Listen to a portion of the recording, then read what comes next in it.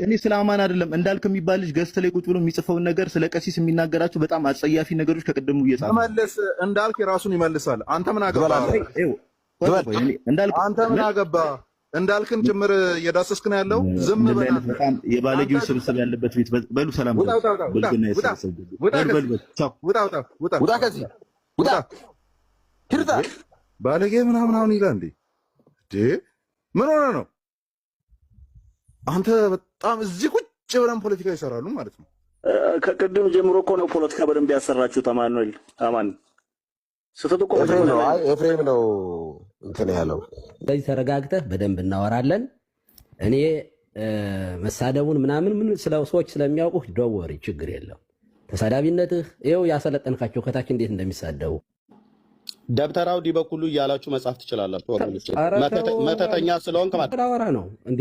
ተረጋጋ እንጂ ተረጋጋ። አንተ ተደርሷል። ፋኖ ዲበኩሉ፣ ዘረኛው ዲበኩሉ፣ ጠንቋዩ ዲበኩሉ በላችሁ መጻፍ ትችላላችሁ። መገለጫው ስራው ስለሆነ ማለት ነው። ማውት በጣም ብዙ ነገር እንደሚቀይር ኢቭን ባነጋገራችን እንኳን እንደዚህ አፕሮች ማድረግ የለብንም ምናምን ሲል የነበረው ማለት ነው እና ልክ ከዓላማው ዞር ብሎ ከነሱ ጋር ይሆናል አይደል? ግሩፕኝነት ሲሆን አይ ተረሳ። ያኛው እኮ ተረሳና ያቺ የሰማይ ፓንቷ ነገር ተረስታ አሁን አማኒሻ እየተባለ ገንዘብ መሰብሰብ እንዴ! አንድ ጊዜ እንደዚህ ተቀይሮ ሰው ነብር ይሆናል እንዴ?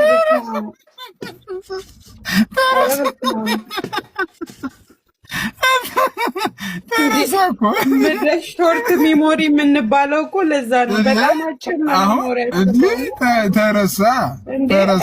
አዝነን ታግለን አልቅሰን ለምን እንዲሆናል ያልነውን ሰዎች እንደዚህ።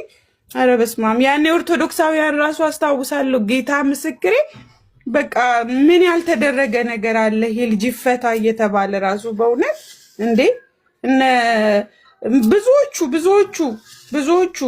ተነስተው ይፈታ ፕሊስ፣ እንዴት ነው የሚደረገው ምናምን ቢኒ ቤት ይገባሉ። ብዙ ቤት እየገቡ የኛ ወገኖች የነበሩ ለሱ ተብሎ አሁን እንዴት ነው ሰው እንዴት ረስቶ ያንን በቃ አይ ዶንት ኖ እግዚአብሔር ይድረስለት በእውነት። እኔ በበኩሌ በጣም ኧረ በስመ አብ ያስጠላል። አሁን የሚመክረው ሰው ቢኖር ጥሩ ነው። አጠገቡ ሰው ካለ አሪፍ ነው በጣም።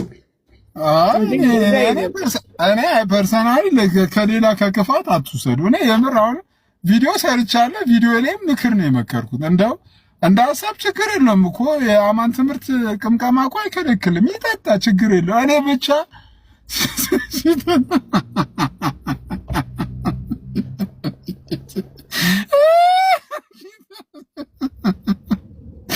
ቅዱስ እንግባ። መጽሐፍ ቅዱስ ውስጥ ነው ያለው እግዚአብሔር። ጴንጤ ውስጥ ወይ የሆነ ቦታ አለ። ትክክል። ጴንጤ ውስጥ የለም እግዚአብሔር። ትክክል። አሁን ከተናገርከው ውስጥ እግዚአብሔር በጴንጤ ውስጥ የለም ያልከው ትክክል ነው። ካልቪኒስት ውስጥም የለም ያልከው ትክክል። ይህንን በእውነት ተናገርክ። እኔ እንደዛ አላልኩም። እሺ አንተ እንደፈለግ ተርጉሞ ችግር የለውም ይላል መጽሐፍም ሲናገር ትዕቢት ውርደትን ትቀድማለች ይላል። እንደዚህ አይነት ትዕቢቶች እንዴት ውርደትን ስለሚባል ማን ይመረጥ ማን አይመረጥ ደግሞ እርግጠኛ ሆኖ ማወቅ ስለማይችሉ ለእገሌ ኢየሱስ ሞቷል ብለው መናገር አይችሉም። ያው ከቅድም ጀምሮ እንዳየነው ማለት ነው። በቃ አይችሉም። መቶ ለምሳሌ አንተን ሊሰብክልህ ማለት ነው ጌታ ይወድሃል ሞቶልሃል ማለት አይችልም። ዝም ብሎ እንደዚሁ ለመሞከር ያህል ሊናገሩ ይችል ይሆናል። ቅድም እንደውም ጭራሹኑ ቢኒም ሲናገር ለሰማችሁት እገሌ ሞቶልሃል እገሌ አልሞተልህም ምናምን ምን አባባለን በቃ በክርስቶስ ዘመኑ እያሉ መስበክ ነው ብሏል። እኛ ግን ክርስቶስ ስለ ኃጢአታችሁ ሞቷል፣ ክርስቶስ ሞቶልሃል፣ ጌታ ይወድሃል ብዬ እርግጠኛ ሁኜ እሰብካለሁ። እኔ 101% እርግጠኛ ሁኜ ለየትኛውም ሰው ካጠገቤ ላለው ለዮኒ ብቻ አይደለም። እንደው ዮኒ አማኝ ነው እንደው እውነትም ጌታ ቢሞትለት ነው እንደዛ ብዬ ራሱ አይደለም። ራንዳም እዚህ ጋር ለምሳሌ ወደ ኮሜንት ዝቅ ስል ሚሚና አዳነ ይታዩኛል። አዳነና ሚሚ እንደውም ካልቪኒስት ነች። እርግጠኛ ሆኜ 101% ጌታ ሞቶልሻል ይወድሻል ብዬ ይናገራሉ። አዳነ ሐዋርያቶች አንድ ሐዋርያ ነገረኝ እንዲህ ብሎ የሰበከ አንድ ሐዋርያ ሳየኝ እንዲህ ብሎ የሰበከ እባክህን አንድ ሐዋርያ ነገር ጌታ ይወድልሻል ሞቶልሻል ብሎ የሰበከ አንዴ ተረጋጋ። ያ ሞቲቬሽን አይደለም ወንጌል አኪ አይሻን እንዳታስወርዱት ይህንን ሰው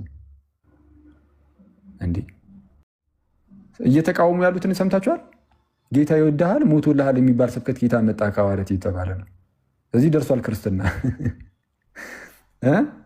ጌታ ይወዳል፣ ጌታ ሞቶልሃል ብሎ የትኛው ሐዋርያ ነው ደግሞ የሰበከው? እንደዚህ አይነት ስብከት የለም። ፕሮቴስታንቶች እንዲህ ብሎ ማስተማር ጀምሯል። አሁን ላይ መጽሐፍ ቅዱሳችን ጌታ እንደሚወደው እያንዳንዱን ግለሰብ ጌታ እንደሚወድ ተነግሮናል። እያንዳንዱን ሰው ጌታ እንደሚወድ መጽሐፍ እስቲ አውጣና እያንዳንዱ ሰው ጌታ የሌለ የአንተን ሀሳብ አትናገረን። ባይብል ውስጥ ያለውን መጽሐፍ ቅዱስን ተናገር። በሰው ጭንቅላት ውስጥ ያለውን አትናገር። እንደ የምትፈልገው ነው እንደምትናገረው። ዮብ እንዳታስወርደው እባክህን። ሶቨሪን አንድ ላጠቃልና ልመጣ ነው።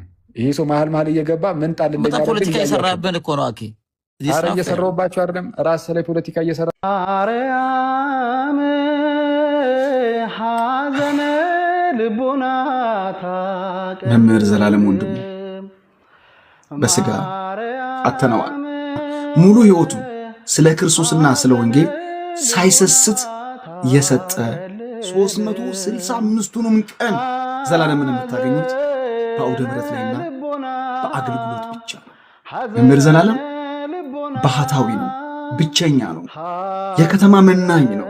ህይወት ሳያምረው ቤት ሳይሰራ ጎጆ ሳይቀልስ ስለ ወንጌልና ስለ ቤተ ክርስቲያን ብቻ በሀገር ውስጥ ከሀገር ውጭ በየክፍለ ሀገሩ ክርስቶስ ስለሰጠው የወንጌል አደራነት የኖረ ታታሪ እጅግ ብርቱ የሆነ የወንጌል ሰው ነበረ።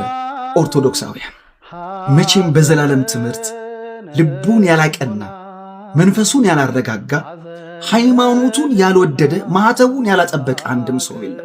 አብሶ በዘጠናዎቹ ያለለኛ በሃይማኖታችን እንድንበረታና እንድንጸና ያደረገን በተሐድሶ እንቅስቃሴ ውስጥ ከፊት ሆኖ በሃይማኖታችን እንድንጸና እንድንቆይ እንድንከርም ያደረገን ዘላለም ወንድሙ ዛሬ ይህንን ብርቱ ይህንን መልካም ሰው ቤተ ክርስቲያን እኛም አተነዋል። ወንድማችን ቤት አላማረ፣ መኪና አላሰኘ፣ በፍጹም ቅንነት ያለምንም እንከን ዘላለም ይህን ባያደርገው እንኳን ሲባል ሰምቼ የማላቅ እጅግ ትሁትና የሰበከውን ወንጌል የኖርክ ያገለገልከውን የምትመስል መምህራችን ነህ። መምህር ዘላለም እናመሰግናለን። የወደድከው ያገለገልከው ክርስቶስ ኢየሱስ በሰማይ ቅድስት የሆነቿን ነፍስን ይረከብልን። ወንድማችን እንወድሃለን፣ እናከብርሃለን።